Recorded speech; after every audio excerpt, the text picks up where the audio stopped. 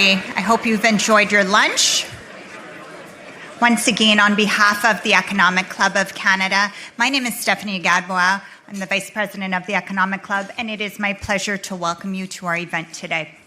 Before we begin, it's important that we take a moment to acknowledge that we are gathered on the traditional territory and home of Indigenous people, the Wendat, the Anishinaabe, the Haudenosaunee, the Chippewas, and the Mississaugas of the Credit First Nation, land steeped in a very rich history dating back many generations. The purpose of our acknowledgement today is to show our gratitude and our respect for their contributions and to recognize the role of treaty making in what is now Toronto.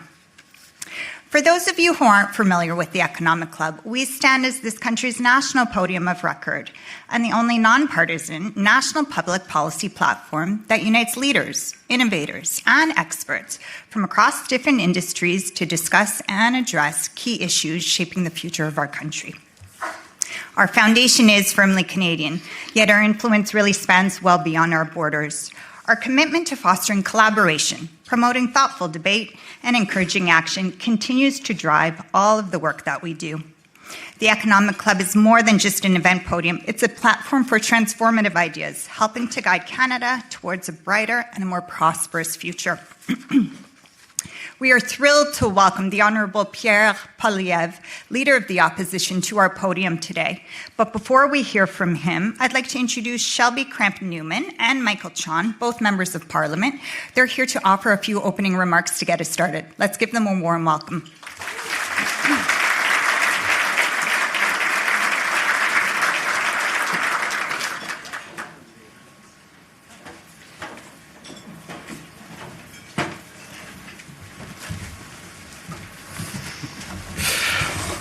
Bon après-midi tout le monde. C'est un grand plaisir d'être ici avec tout le monde.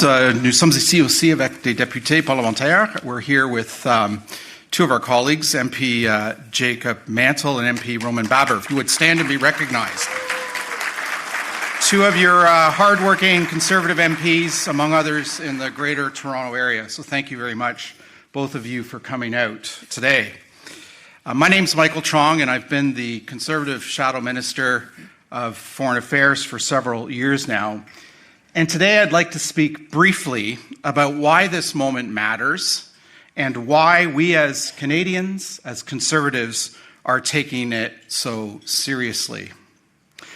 Canada has entered a period of uncertainty in our relationship with the United States and our place in the broader global economy. Trade is more volatile. Security threats are rapidly evolving. Supply chains are being rethought, and decisions made abroad are having real, serious consequences for Canadian workers and for communities across the land. Businesses, like many of you here in this room, are reeling from the disruption to global markets. And Canadians feel it at the grocery store and in the security of their jobs. And journalists and policymakers see it in a country where our long-standing assumptions are being tested and challenged each and every day. Comme beaucoup d'entre vous le savent, les conservateurs à Ottawa ont travaillé avec le gouvernement lorsque c'était dans l'intérêt des Canadiens, que ce soit pour accorder de nouveaux projets afin d'approuver des projets créateurs d'emplois ou pour mettre en œuvre des accords commerciaux avec de nouveaux partenaires à travers le monde. As many of you know, Conservatives in Ottawa have been working with the government when it's in the interests of Canadians and Canada. Whether that's granting new powers to approve projects in the national interest, or implementing and fast-tracking trade deals negotiated by the government with new trading partners around the world. But as you know, in our constitutional Westminster parliamentary democracy, the opposition's role isn't just to rubber stamp the government's edicts, nor is it to merely oppose. Conservatives have a vision for Canada and its economy and a way forward for these uncertain times.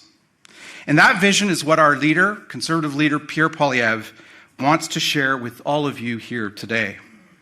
A plan to make Canada stronger here at home so we have more leverage abroad. A plan that focuses on things that we can control and on what we can do rather than how we feel about things beyond our control and beyond our borders. And so to that end, I'm pleased to introduce my friend and colleague, someone with firsthand experience into these issues, Conservative Shadow Minister for Canada-US Trade, Shelby Cramp-Nyman.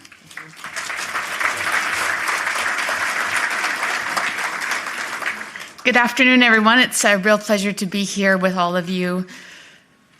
Let me begin by suggesting that not since the late, great Brian Mulroney and John Turner went to war in the Commons nearly 40 years ago, the issue of Canada-US trade loomed so large in the collective consciousness of our nation.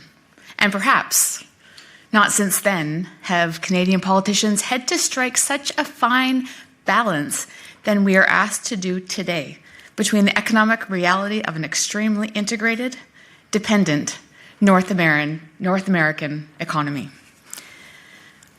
What I have learned from my meetings with American lawmakers and stakeholders is that they want barriers taken down, not put up. Protectionist rhetoric from the White House or otherwise fills them not with patriotism, but with fear. And above all, they are adamant that the relationship between Canada and the United States should not be broken for good. A complete decoupling of our two economies is not desirable, nor is it practical, not without the complete decimation of industries and communities on both sides of the border. Ladies and gentlemen, we cannot take the relationship with the United States for granted. The unfortunate reality is that the burdensome policy decisions have limited the private sector's ability to respond with strength and agility to disruptions in our trade relationships. Canadian lawmakers need not continue down this path. The Canada-US relationship is at a crossroads only in theory. We are a century-old relationship that will not be defined by who is in 24 Sussex or 1600 Pennsylvania Avenue. The government needs to be extremely careful of sacrificing long-term economic stability for short-term domestic political support. Trade is not finite. It is not an either-or. The good news is that we can repair and reinforce our trading relationship with the United States while concurrently opening up opportunities abroad. As my colleague mentioned earlier, we can make Canada stronger at home, so we have more leverage abroad. This is what Conservatives and my father did under Stephen Harper. And this is what Conservatives and I will do under the leadership of the man I have the great honor of introducing today. Pierre grew up in Alberta as the adopted son of two school teachers. He now lives in Ottawa with his wife, Anita, and their children, Valentina and Cruz. I've known Pierre for more than 20 years, and I'm proud to call him a friend. As a member of Parliament and former minister, he helped the previous Conservative government cut taxes, balance budgets, deliver affordable homes, and crack down on crime and corruption. Ladies and gentlemen, please join me in welcoming the Leader of His Majesty's Loyal Opposition and the Conservative Party of Canada, the Honourable Pierre Poilievre.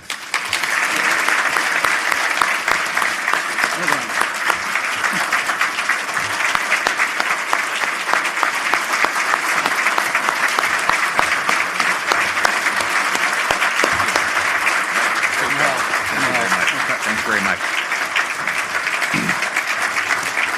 Merci beaucoup. Merci beaucoup, cher ami. Thank you very much to Michael and Shelby, two critical members of our Conservative team to deliver a stronger Canada at home so we have unbreakable leverage abroad.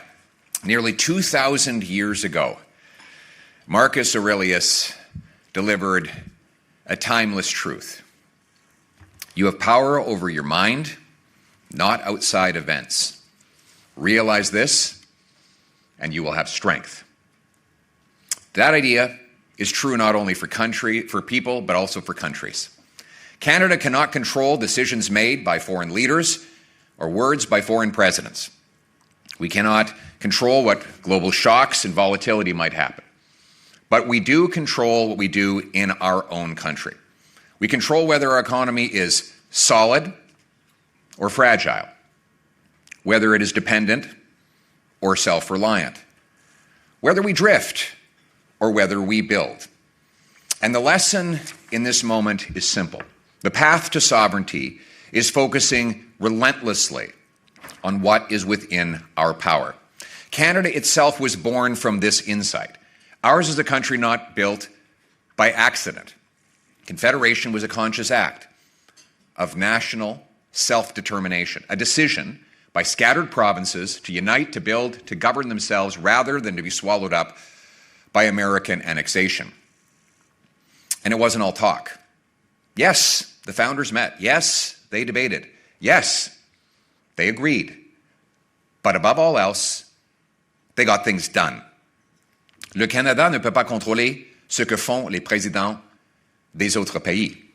Mais une chose est certaine, le Canada peut contrôler sa propre destinée. Pour renforcer notre souveraineté et être vraiment maître chez nous, on doit contrôler ce qu'on peut contrôler. C'est pour être maître chez nous que le Canada a fondé son pays. Oui, la Confédération, c'était un geste d'affirmation nationale, une décision prise par les provinces et des citoyens pour s'unir, pour résister ensemble à l'annexion américaine. Et comme Georges-Étienne Cartier et John A. Macdonald ont fait, ils ont concentré sur des résultats et le travail à faire. C'est comme ça que nous nous sommes devenus maîtres chez nous et un pays qui est resté indépendant des États-Unis. The interesting thing when you read the British North American Act is this. There are no grand ideals. There are not big abstractions like you find in so many constitutional texts around the world. It's actually an instruction manual. It sets out responsibilities. It's a who does what document. It basically says you do this and you do that and together we'll get it done.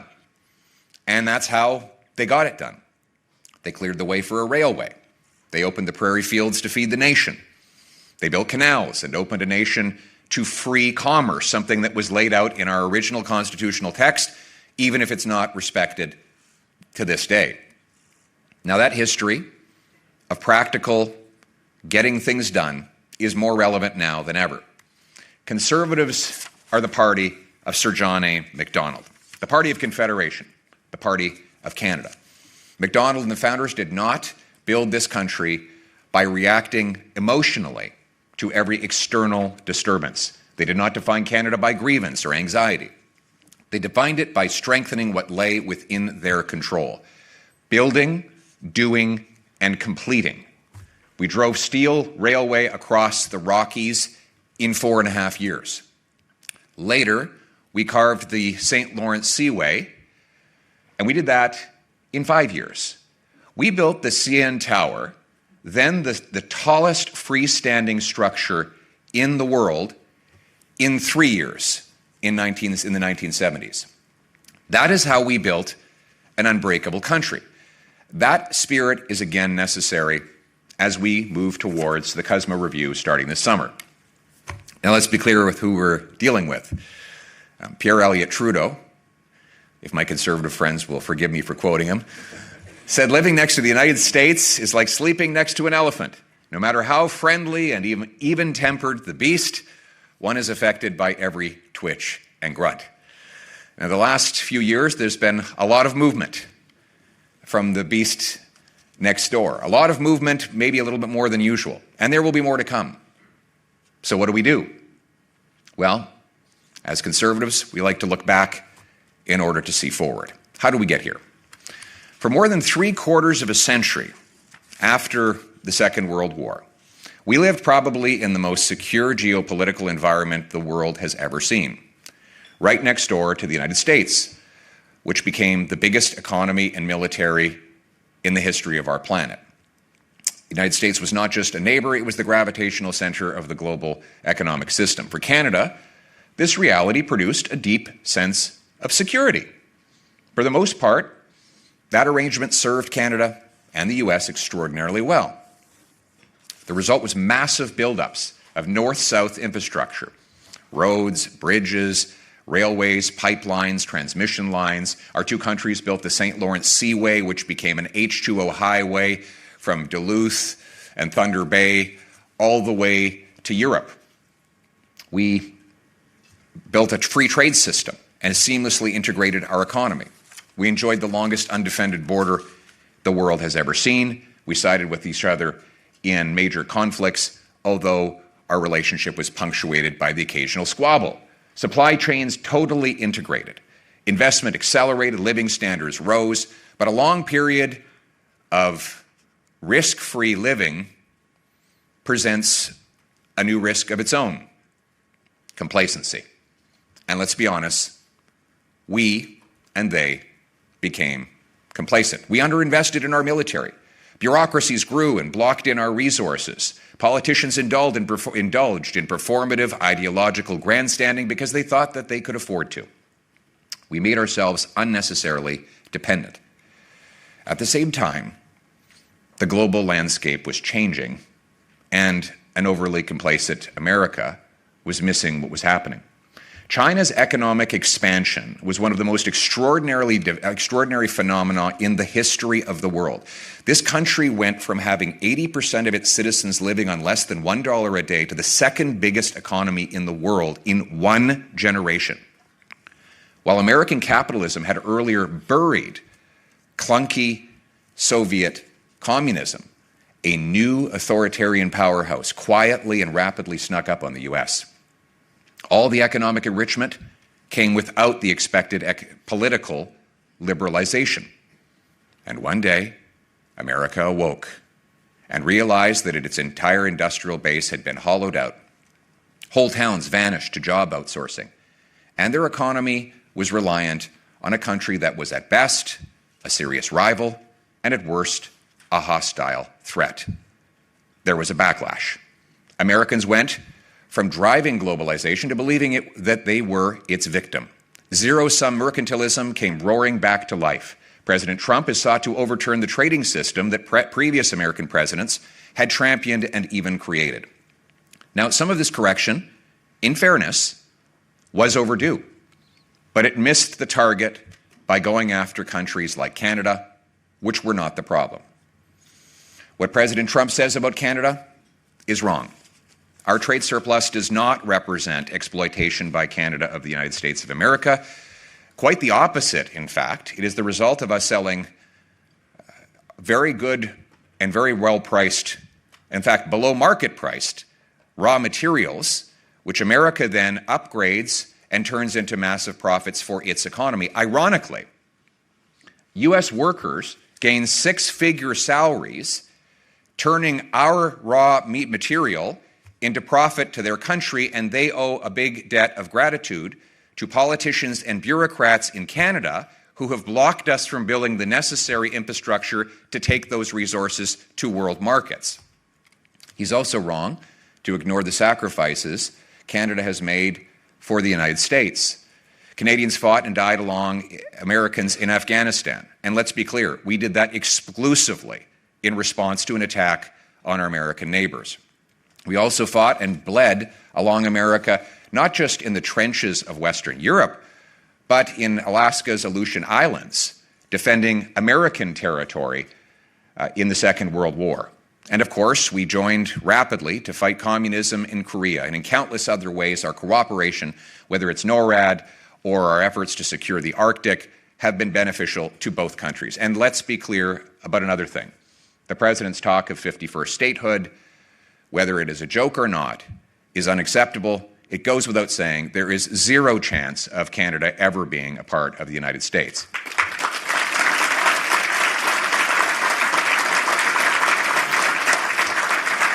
We love our country. We love our country just as Americans, understandably and justifiably, love their country too. And that's why so many Canadians are upset by the President's comments and trade actions, especially considering that Canada and the United States will always be neighbors. Geography is the most permanent factor in international relations. No country can call up a realtor and relocate. And the truth is, we wouldn't want to. Canada and the United States have built probably the greatest partnership any two countries have ever built in the history of the world.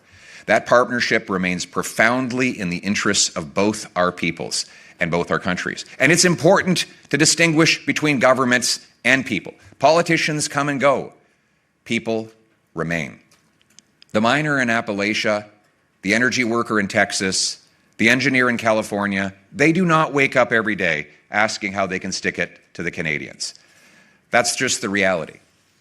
The American people are not our adversaries. In fact, survey results demonstrate that Americans overwhelmingly have a favorable view of Canada and consider our two nations to be friends. That goodwill, by the way, may be our most important strategic strength going into these talks.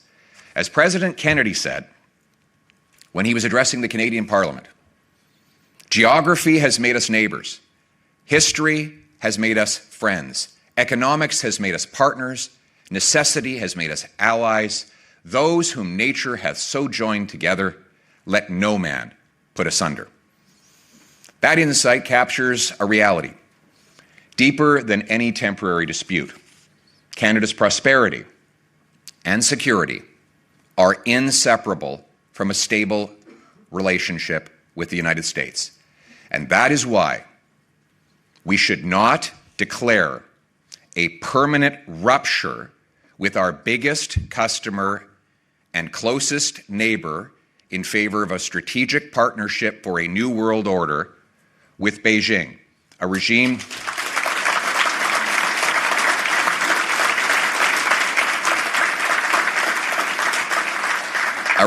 the Prime Minister himself said was the biggest threat to Canada just a year ago.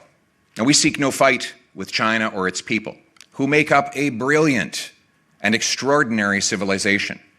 But its government and its proxies have kidnapped our citizens, stolen our technology, interfered in our elections, and pushed fentanyl into our streets. Canada should talk and trade where prudent, but never make the mistake of confusing engagement with dependency. China is not a substitute for the United States of America.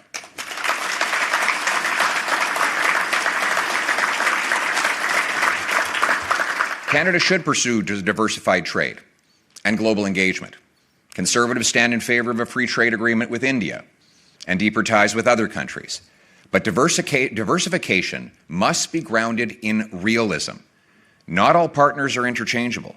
The Prime Minister proclaimed in the Davos speech that he wanted a new middle power alliance. Actually, there's nothing new about it at all. We already have that. We've had it for years. In fact, Canada already has free trade with over 50 other countries, and most of them are middle powers. We should look to deepen those relationships, but their markets are already open to us. But the problem, here's the problem, and here's the irony.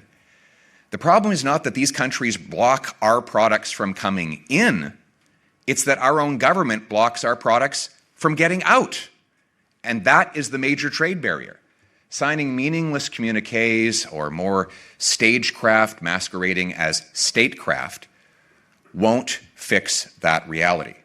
In fact, some of the worst tariffs imposed on Canada today are those imposed by the government here.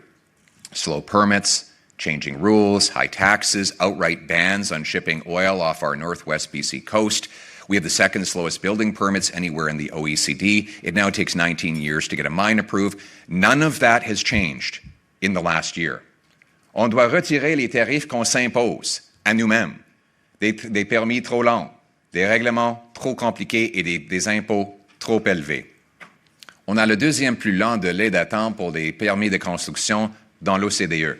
Ça prend 20 ans pour approuver une mine. Rien de tout ça n'a changé depuis l'élection. Comme Stephen Harper a dit, la question pour le Canada n'est pas à savoir ce qu'on ressent par rapport aux États-Unis. La question, c'est comment est-ce qu'on peut s'adapter. On ne peut pas contrôler le président Trump. On peut contrôler nos réglementations, nos taxes et nos temps d'attente pour des permis. On peut contrôler nos dépenses militaires. On peut contrôler comment on développe nos ressources et en contrôlant ce que nous pouvons contrôler, on peut devenir véritablement maître chez nous. Unfortunately, the federal government caused many of these obstacles. Fortunately, it can reverse them. By unblocking resources and unleashing our economy, we can become affordable and autonomous and build the leverage we need, the unbreakable leverage we need to fight for tariff-free access to the United States. But we must divide the problem into what we control and what we do not control. We must not, and most important of all, we cannot allow others to control us. We cannot allow President Trump to distract us from the work we need to do here at home. As Prime Minister Harper recently said, the question for Canada is not how we feel about what the U.S. is doing, but how we adapt. The most effective response to uncertainty is not outrage, it is results. The encouraging reality is that the two biggest pressures facing Canada today, affordability and autonomy, have the same solutions. Abundant, low-cost energy, unlocking resource development and home building, a strong military, and digital sovereignty. These four pillars form our plan to make Canada stronger at home so that we can have unbreakable leverage abroad.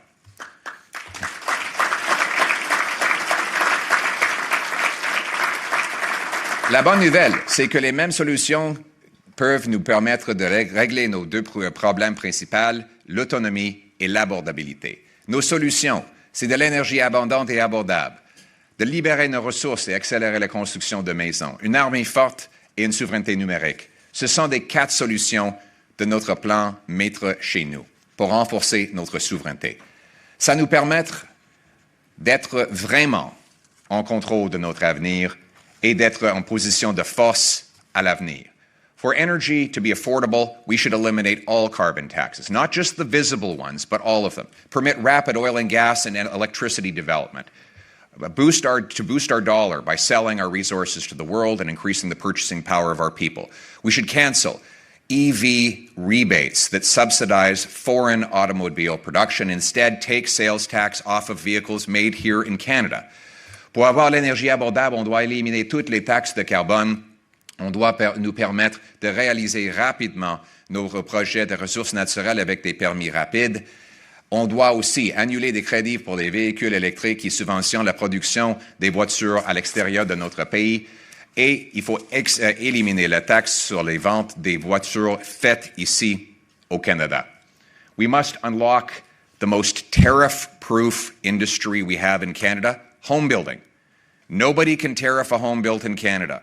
It's our materials, our land, and our workers. We need to remove all red tape and taxes so homes can be built, our forestry sector can come roaring back, and our 100,000 unemployed construction workers can get back into the job market. No foreign government can stop us from doing that. We need to expand the supply so that there's more affordability here at home. Canada does not lack workers or capital. What we lack are permits. We need the government to rapidly grant them. The federal government should grant 6-month maximum delays to deliver permits, repeal anti-development laws, and adopt a one project, one rule system so that we can get projects done like Prime Minister Harper did when he took from concept to completion 23,500 projects without a single environmental problem or public safety concern. That is what we can do again when we eliminate bureaucracy. We should use the special powers contained in Bill C-5 to rapidly permit a new pipeline to the Pacific and carry $30 billion of oil per year. For context, that one pipeline would increase our overseas exports more than the total exports that we have to the People's Republic of China today. It would be the single biggest increase in overseas exports of any project in Canadian history, but we need the government to get out of the way and let it happen. All of these things will be bundled together in the Conservatives' proposed Sovereignty Act that will allow us to take back control of our economic destiny and have unbreakable leverage abroad. When we unlocked our resources, though, we're not done. We need to maximize the political leverage that comes from those. Guaranteed access to critical minerals is about more than economics, it's about power and security. Canada has 10 of the 12 NATO-defined defense minerals right here under our feet. We possess one of the greatest energy endowments in the world. No modern economy or military can function without those materials and that energy. And that is why Conservatives are proposing today the creation of a new strategic energy and minerals reserve that would store up and stockpile these necessary materials so that we would have them in abundance in the event of a war, a crisis, or a supply disruption. Such reserves would strengthen Canada's resilience and our negotiating position, giving us more unbreakable leverage while they remain sovereign assets that belong to us. Le Canada doit mettre en place une réserve stratégique d'énergie et de minéraux sous contrôle des Canadiens pour protéger notre pays et nos alliés pendant les guerres, des crises et des problèmes d'approvisionnement. Cette réserve, uniquement sous le contrôle des Canadiens, va nous permettre de renforcer notre pouvoir de négociation. We also have to build up our defense. We have to be capable of defending every square inch of our seas, skies, and soil. And I'm sad to say, we got a long way to go. Almost half of our military equipment is not in a usable state today. 1 in 3 fighter jet positions is vacant. We have only 300 full-time troops in Canada's Arctic, an area the size of the European Union. That means 1 soldier for every 15,000 kilometers.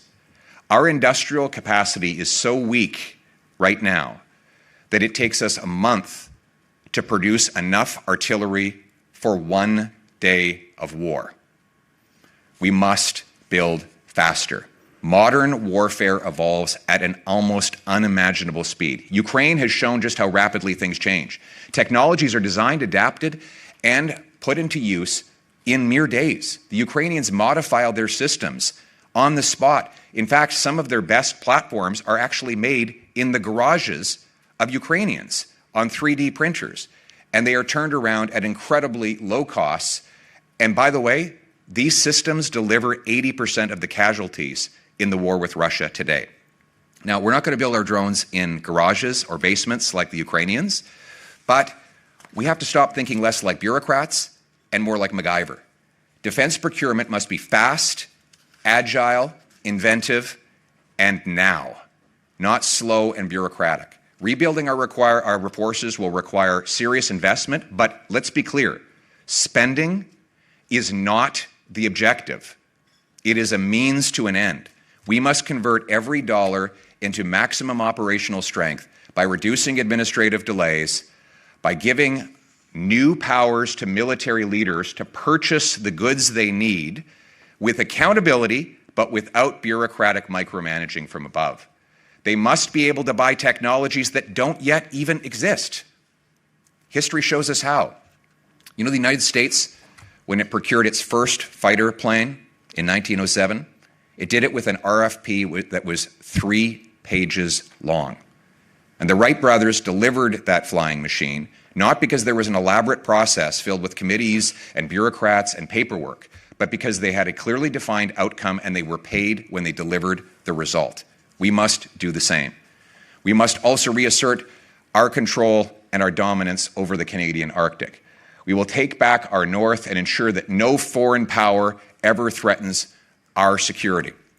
New bases are needed in Iqaluit, Churchill, and Inuvik. 4, not 2 icebreakers must be built and deployed. Accelerated procurement of submarines, tactical helicopters, satellite ground stations, and over-the-horizon radar. Rapid deployment of drone capabilities that cover our vast territory at low cost and limited risk to Canadian lives. Expanded recruitment that is based on performance and merit, not political correctness.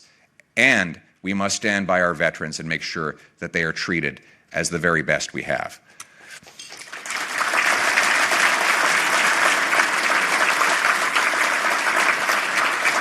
Finally, if we want to be truly sovereign, we have to control our technologies. Dependence on externally controlled systems is a serious risk to our country. In the event of pandemics, wars, or other crises, we can't count on others to deliver the technology that makes modern life go on. Canada must never assume that foreign powers will maintain service or even permit continued operational access to critical technologies. And right now, we're getting the worst of all worlds when it comes to technological ownership. Too often, Canadians bear the costs and foreigners get the benefit of developing technology. Subsidies make Canada an excellent place to lose money. Taxes make it a terrible place to make money. The result is predictable. Firms invent here, then they commercialize, and they move the ownership and the profits elsewhere. Canada absorbs the cost, others reap the benefit. We are inventive. We spend massively on R&D. Now we must reap the benefits in Canada. Canada needs a full overhaul of subsidies, tax policy, IP frameworks, investment review laws, with the goal of increasing commercialization by at least 50% over the next decade, and ensure that Canadian technology stays in Canadian hands on Canadian soil. That means requiring anyone who offshores IP that was developed with Canadian tax dollars pay those tax dollars back. It means allowing venture capitalists to roll over their capital gains into the development of new technologies and commercialization of those here in Canada. And it means banning foreign takeovers of sensitive intellectual property, data, weapon systems, cryptography, and other vital tools of modern crises. On peut seulement être maître chez nous si on contrôle la souveraineté numérique. On ne peut pas dépendre entièrement des autres pays. C'est pour ça qu'il faut obliger le remboursement des subventions publiques pour ceux et celles qui vendent nos technologies outre-mer. Toute personne qui déplace à l'étranger la propriété intellectuelle devrait rembourser les contributions des contribuables. Permettre aux investisseurs de réinvestir leurs gains sans impôt pour développer les technologies et interdire aux étrangers d'acheter nos systèmes de technologie et de prendre le contrôle de nos systèmes. All of this, all of these steps, bolstering technological, resource, and military sovereignty to this country, is an effort to make Canada stronger at home so that we have unbreakable leverage abroad, including in our negotiations as we face the review of CUSMA. More leverage puts us in a stronger position to negotiate. Canada has leverage, and we can create more if we make the right moves. What is our leverage? We're already America's second biggest market. We control the biggest share of the hemisphere's airspace and northern approaches. We will have, under our plan, a strategic reserve of energy and critical minerals hosted in Canada under Canadian control, so we can sign an agreement with our American friends that would give them access to those minerals only at commercial prices and only if they keep our relationship tariff-free.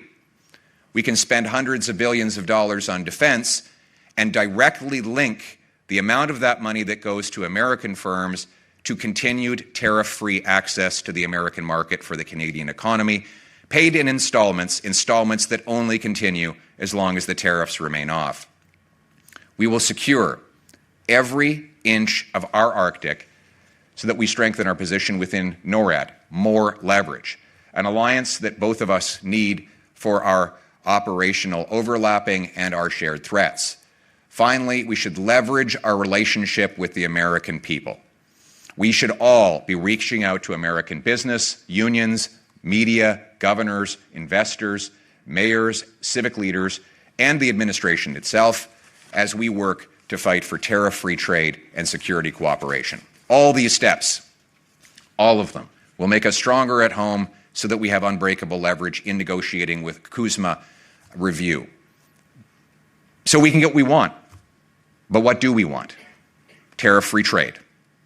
In the course of negotiating the deal, we will aggressively defend our forestry workers, auto workers, steel and aluminum workers, and the farmers that feed our country and the world. Specifically, we will seek an end to steel, aluminum, and auto tariffs, as well as an end to the softwood lumber tariffs. And today, I am proposing that Conservatives will fight for a tariff-free auto pact with the United States, with shared protections against Chinese imports. In short, here's the deal. We should agree to keep Chinese vehicles out if Americans agree to let Canadian vehicles in. A full exemption to Buy America rules so that our companies can compete on construction projects, and a relaunch of the Keystone XL pipeline. C'est important et c'est possible de devenir maître chez nous si on fait de la négociation avec une position de force et des leviers face aux Américains. Ce qu'on veut, c'est la fin des tarifs et le retour du libre-échange. Plus concrètement, on veut la fin des tarifs sur l'acier, l'aluminium, l'auto et le bois. Un nouveau pacte automobile sans tarifs qui protège le marché américain contre les voitures chinoises. Une exemption complète aux règles de Buy America et une relance du pipeline Keystone XL.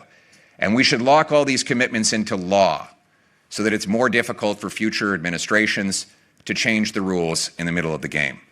The best leverage we have, though, is to be united here at home. All political parties love Canada. The Democrats, Conservatives, and Liberals love it a little differently than the Bloc Québécois, but even they want the best for their constituents. And the best way for us to become unbreakable in our negotiations and our discussions with other countries is to work to be united here at home. And that is why Conservatives are proposing a new all-party committee, a team, a task force that will work together as part of an effort to defend and fight for Canada in the CUSMA review. And we will put forward members to that team that will act in good faith for the benefit of Canada above the benefit of party.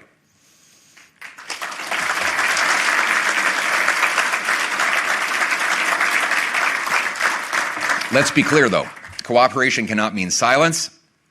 Opposition, the official opposition, has a constitutional and patriotic duty to scrutinize the government and to hold it to account. Abandoning this responsibility would not strengthen Canada, it would weaken it. We will work together where we can. We will oppose where we must, because loyal opposition is not just our job title, it is our national interest. Devenir maître chez nous, c'est la souveraineté qui devient réalité. On doit s'adapter et rebâtir notre pays avec la détermination, avec ceux qui comprennent que le destin du Canada ne sera jamais décidé par Washington, ni Pékin, ni ailleurs. Mon ambition, c'est que le destin de notre pays est déterminé par nous, les Canadiens, qui travaillent ensemble pour être maîtres chez nous. Friends, history will not judge us by the disruptions we faced, but by how we responded, by whether we surrendered to events or mastered what lay within our power, by whether we blamed others or strengthened ourselves, by whether we fixated on what we could not control or built what we could, by whether we became stronger at home so we had unbreakable leverage abroad, because economic strength is national strength. Energy security is national security. Self-reliance is sovereignty made real, and sovereignty is not declared, it is built decisively, deliberately, and without excuses. Built by a country that refuses distractions, delay, and surrendering control over its own future. Built by people who understand that Canada's destiny will never be written in Washington, Beijing, or anywhere else, but by Canadians here at home. By a country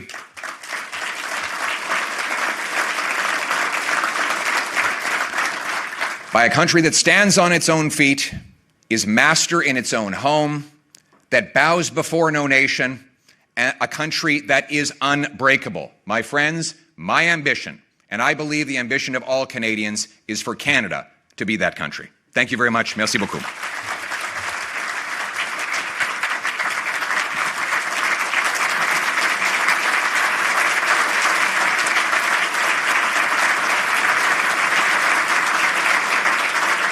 ladies and gentlemen, we're just going to pause our programming while we reset the stage. So we appreciate your patience, and we'll be pivoting into our fireside chat momentarily.